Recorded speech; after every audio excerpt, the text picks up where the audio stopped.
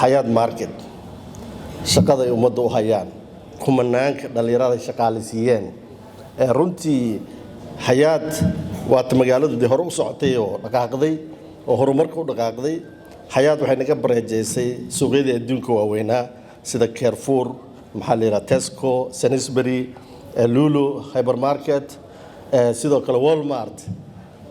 suuqyadaas oo dhan marka la isku geeyo annaga xayaada nooga sarreysa maanta runtii suuqa aan seexan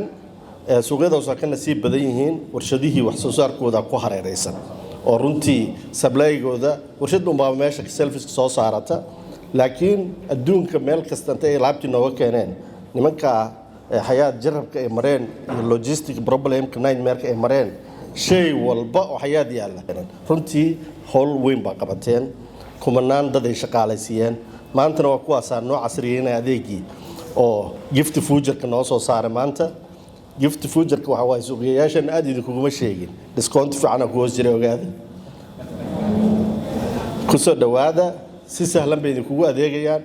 suuqa aan seexan weeye runtii har iyo habeen soo jeeda